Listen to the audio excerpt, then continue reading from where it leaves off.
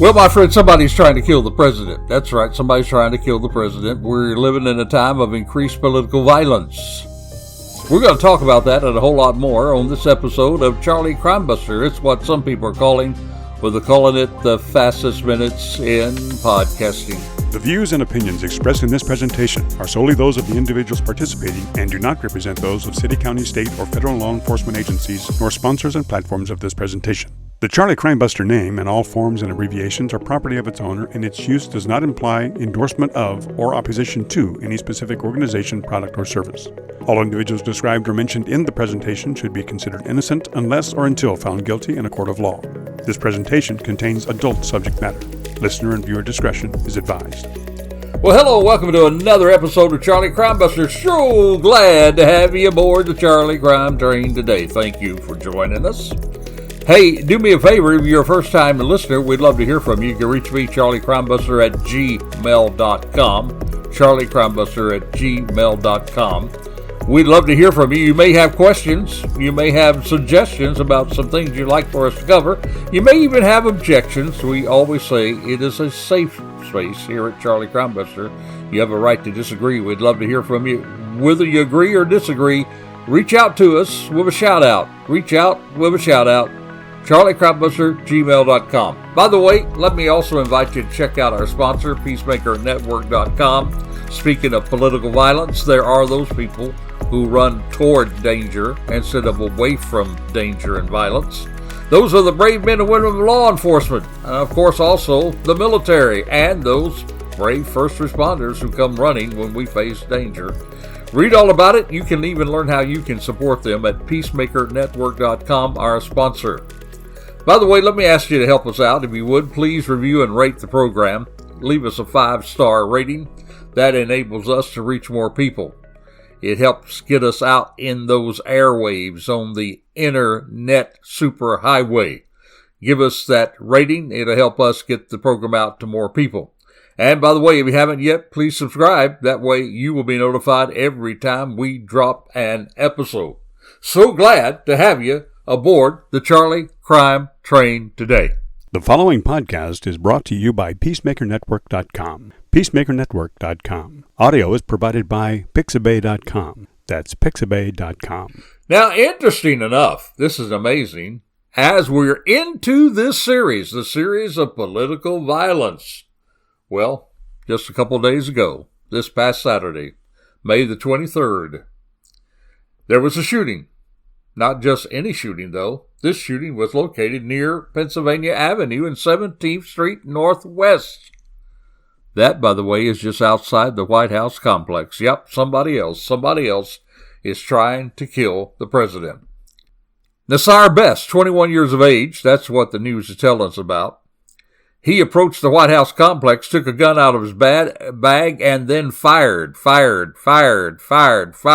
In fact, they say between 10 and 20 shots right outside the White House. And, get this, President Donald Turmp, he was in the building at the time, but was not impacted. In fact, he even wrote about it on Truth Social. He said, "Thank you to our great Secret Service and law enforcement for the swift and professional action." Well, I'll tell you one thing for sure. This Secret Service is sure getting all kinds of action with this president. Well, the gunman, the 21-year-old Nasir Best, he's dead now after an exchange of gunfire with Secret Service agents near the White House gate. And this is just 1 month removed from, remember, the White House correspondent dinner shooting. So think about this. July 2024. You remember that? That was Butler, Pennsylvania. The gunman, he was up on an elevated area on a roof. They opened fire, nearly killed the president, grazed his ear. This was before the most serious incident, because in this time, the attacker actually succeeded in firing and causing casualties.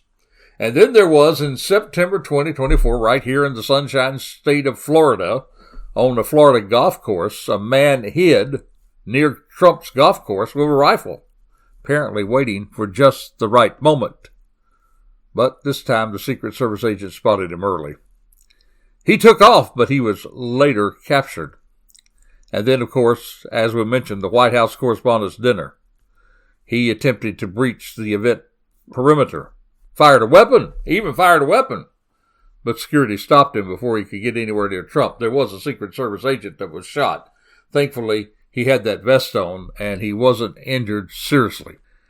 So there's one thing that comes out of all of this that we've been talking about, and that is that the Secret Service now has learned to focus more on that outer perimeter, as well as cover the inner perimeters. In Butler, Pennsylvania, the guy's name was Thomas Matthew Crooks, 20 years of age. He fired 8 rounds from an AR-15 from an adjacent rooftop. He was taken out by both a local law enforcement sniper and a Secret Service agent. But he did penetrate that outer circle. We talked about that in past podcasts, how that was unprotected, which was a very, very serious breach of security. And at the golf course, remember the golf course we talked about, that agent, he did recognize a man in the bushes. That guy took off running, but he was caught. His name, Ryan Wesley Roth. He was convicted of the attempt, sentenced, by the way, to 84 plus months. Life plus 84 months, rather. Then, of course, the White House correspondent, that guy's name was Cole Thomas Allen. He was 31 years of age. So, Nazar Bess, Cole Thomas Allen, Ryan Wesley Roth, and then there was Thomas Matthew. All shooters that attempted political violence. But there's another name. There's another name when we talk about political violence, because political violence isn't just against the president. This guy's name is Luigi Majani. He allegedly killed CEO Brian Thompson. He was arrested in Altoona, Pennsylvania, December 2024. He is currently facing murder charges, both state and federal. Then there's another name when it comes to political violence, Tyler Robinson. He was the guy who was charged with Charlie Kirk's killing. He, too, shot from the perimeter. That was not covered correctly. So here are 6 gunmen. 6 gunmen the world now knows about. All of those 6 were involved in political violence. And with this, there's some very disturbing things coming up. We're going to share some of those disturbing things in just a moment. But also, we'd like to keep you updated on what's happening in true crime. So here's a couple of quick updates on true crime. And speaking of violence, it doesn't get much more violent than what happened there to those Idaho college students, young people in the prime of their life. There are now reports about the guy who pled guilty to that. Remember him, don't you? Brian Koberger. It seems that Brian Koberger is kind of a crybaby. He's a whine about what's happening to him in prison. He should have thought about that before he took out these beautiful college students with their whole life ahead of him. No, it's hard for me to feel sorry for this guy, but there is talk today about Koberger being moved. And think about it, maybe he could end up in prison in your state. January 26, reports came out that indicated that Idaho prison officials are tired of dealing with all the drama that this Koberger guy is causing while behind bars. And those reports in January 2026 said that move could be approved before March. Well, March has already come and gone. As you know, it's May now. But now, what happened to those reports that they were about to move him? Well, now we have confirmation. Confirmation that Brian Koberger, inmate number 163214, guess what? He's going to stay put. Yep, at least for now, he's going to stay put. Spokesman refuted those recent reports back in January. Refuted the transfer to a different state. He told the news outlet that the Idaho Department of Correction is not NOT considering a move for Brian Koberger. So, Mr. Koberger, you don't like where you are? Well, you get used to it, buddy. You have it coming to you, in my opinion, a lot more than that. You will remain a resident at the Idaho Maximum Security Institution there in Idaho. and you're likely to remain there for the rest of your natural life. Now, let's also give you another report about violence, not political violence, but this is a very disturbing one today that a lot of us are still thinking about, and that's Nancy Guthrie. She now, let me see, it's going into its 4th month. But the residents there in Catalina Hills, foothills they're near Tucson, Arizona, they're talking about something else. They're talking about another case, another high-profile case. And that one rocked the community about 40 years ago. Residents now up there are talking about a man that the local county sheriff's department named, quote, unquote, the prime time rapist. Now, the prime time rapist terrorized women all across Tucson from 1983 to 1986. He would break into their homes, and he would sexually assault them. Now, according to News KVO8, this suspect, this prime-time rapist, actually was involved in over 30 home invasions, targeted more than 90 victims. And some of those homes were right there near where Nancy, the 84-year-old mother of today's Savannah Guthrie, well, that's where she was abducted by a masked man in the early hours back in February of this year. Now, that suspect, by the way, finally got caught. And the guy who caught him was a sheriff's officer by the name of Robbie Mayer. And Robbie told the outlet when speaking about the primetime rapist case, he said that they ended up with over 4,000 leads. 4,000 leads, and he terrorized the community. And everybody there in Tucson, well, they were locking up their doors. They were afraid to let their kids out at night. And he was the man Meyer, who eventually cracked that case and brought the suspect to justice. He cracked that case, by the way, after tracking down a drug dealer that was connected to this suspect. Now, we know that the Nancy case now has reached over 100 days and counting. A lot of people are frustrated with the lack of the updates. But Mayer, the guy who caught this guy after 5 months, well, he's urged people to have patience. Let the detectives do their work. He went on to say this kind of investigation takes a lot of diligence, a lot of willpower. He says about his own work that some guys he chased for 18 months before he caught him. And one guy, he caught him after 5 years. 5 years. And he says, I just think you got to be patient and don't get discouraged. Well, maybe we can find a little hope in all of this because of the fact, my friend, that we're now hearing that DNA still might hold the answer. And there are actually some people that are actually saying that they think that they already have a suspect in mind.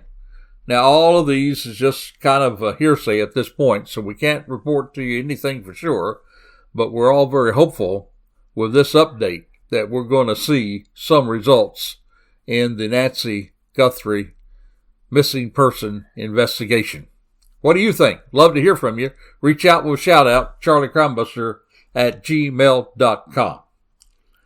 All right, let's lighten the load just a moment, and then we're going to get right back into political violence. But now it's time for our Crazy Crook story. So this is Charlie Crimebuster's Crazy Crook story. Well, it's a Florida man. Yep, a Florida man's been arrested after a wild high-speed chase. Ended up after he crashed, not just any car, but a second-generation Lexus LS400. Crashed it into a tree line. That's what we're hearing about from Gulf Coast News. Now, this guy was first spotted on Saturday night, just before 10:30 p.m., by a Florida State Trooper. The Lexus was allegedly driving about 100 miles per hour eastbound on State Road 82 in Fort Myers near the intersection of Colonial Boulevard. He almost rear-ended two other vehicles. He was swerving in and out of traffic, very dangerous, and then people thought he was going across the median and hit them. So a lot of fear while they were chasing this guy down.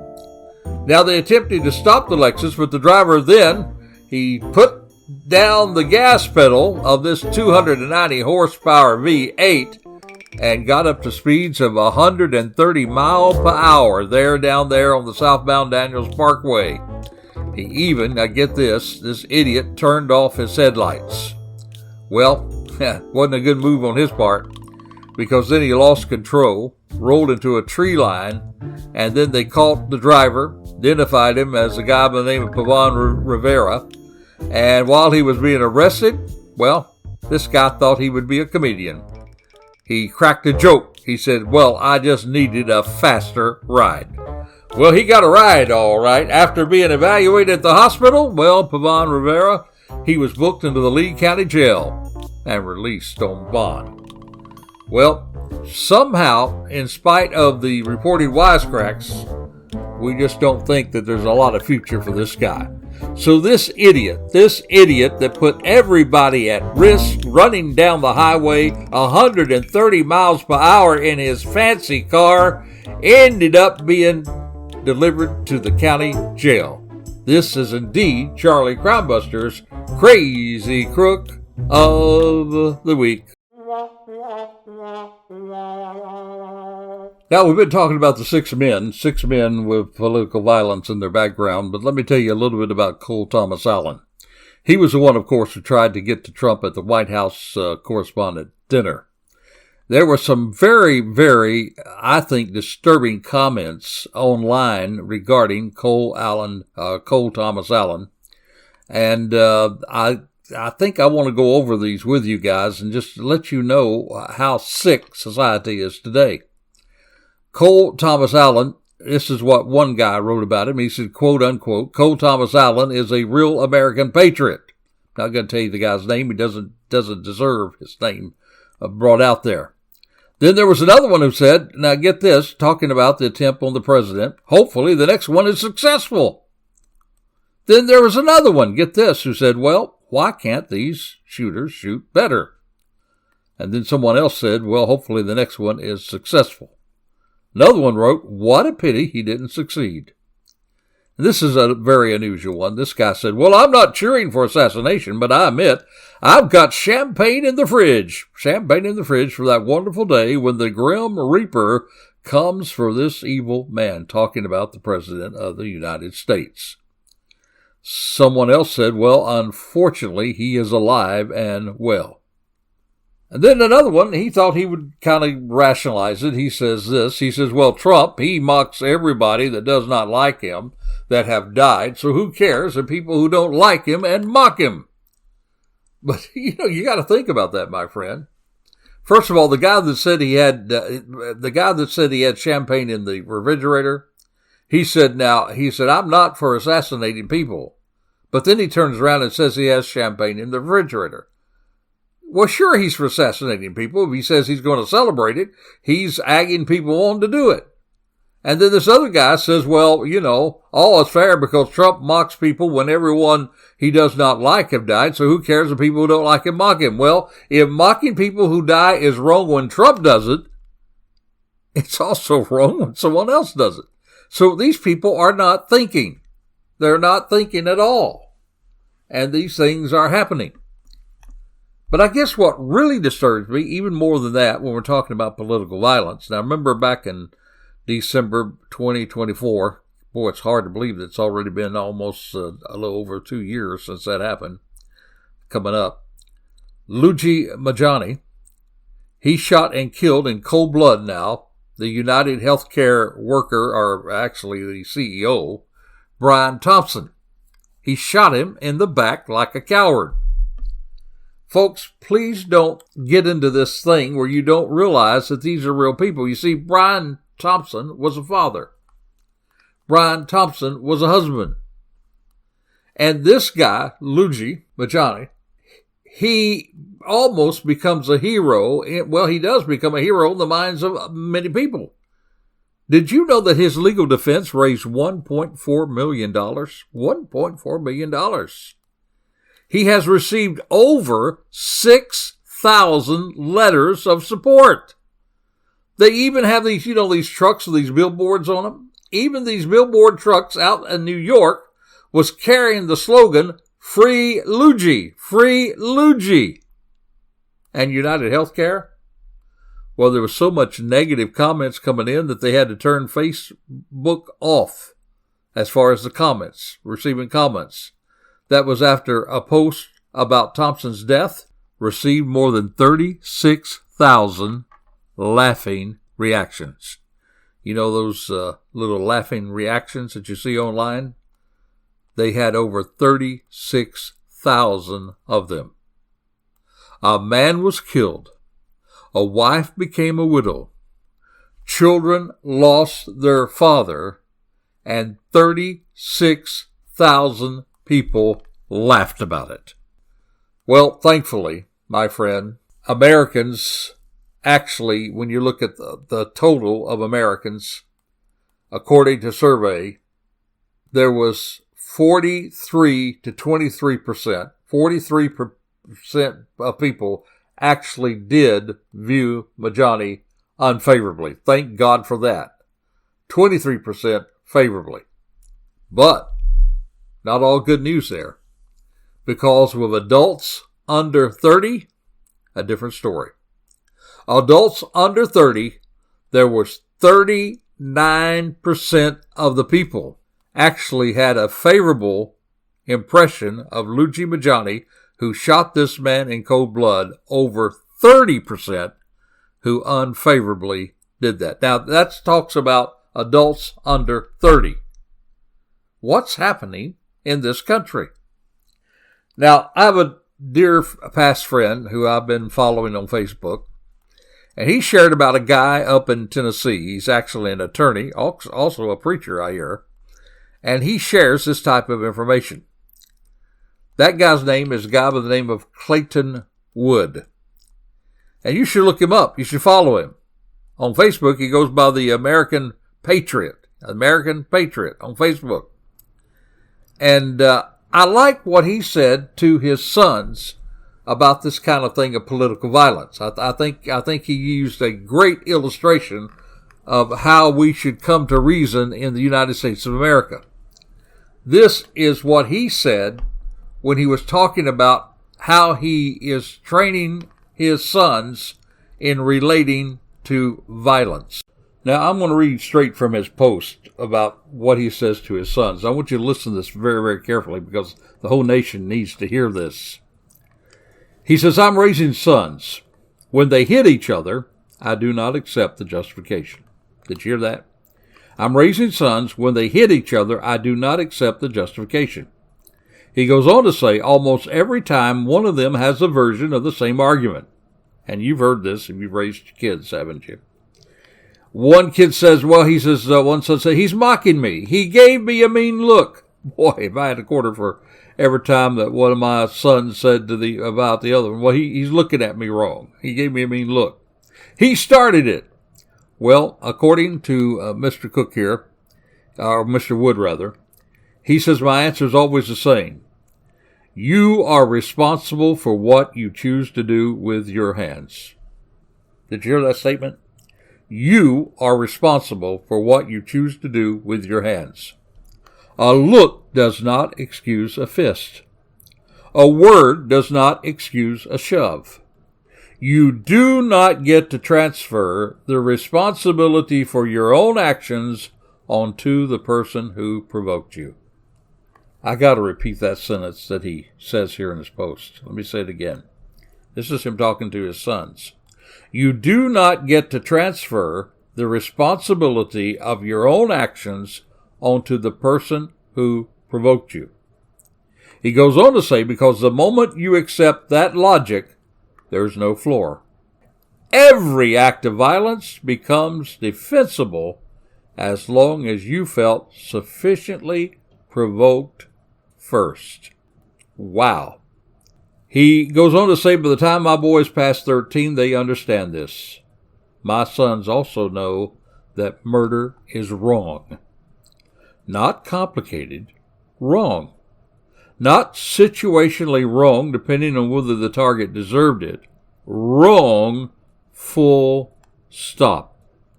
They know that the righteousness of your grievance does not transform what you do with the weapon into something other than what it is.